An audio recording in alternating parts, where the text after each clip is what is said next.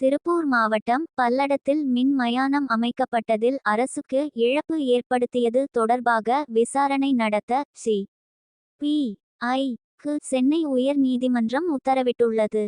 திருப்பூர் மாவட்டம் பல்லடம் நகராட்சியில் மின் மயானம் அமைப்பதற்கு அதே பகுதியைச் சேர்ந்த பல்லடம் ரோட்டரி மின் மயான அறக்கட்டளையும் பல்லடம் பஞ்சாயத்து ஊராட்சி ஒன்றிய வட்டார வளர்ச்சி அதிகாரியும் கடந்த 2015 இல் ஒப்பந்தம் மேற்கொள்ளப்பட்டது.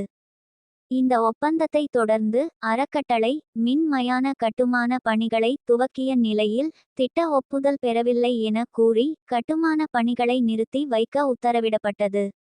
இந்த நிலையில் பல்லடம் நகராட்சி சார்பில் 1,40,00,000 ரூபாய் செலவில் மின் மயானம் அமைக்க அனுமதி அளித்து தீர்மானம் நிறைவேற்றப்பட்டு டெண்டர் கோரப்பட்டு கட்டுமான பணிகளும் முடிவடைந்து விட்டன.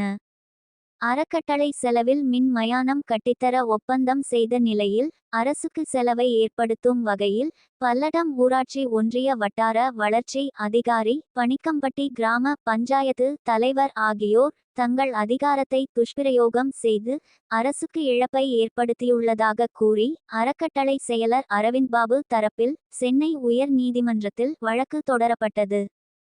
இந்த வழக்கை விசாரித்த நீதிபதி கிருஷ்ணன் ராமசாமி மனுதாரர் அறக்கட்டளையுடன் செய்து கொண்ட ஒப்பந்தத்தின் அடிப்படையில் 25% பணிகள் நிறைவு பெற்றுவிட்டன.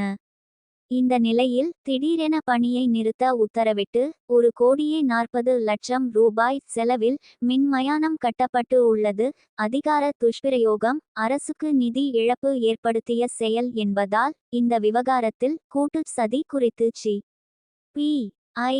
விசாரிக்க வேண்டும் என உத்தரவிட்டார்.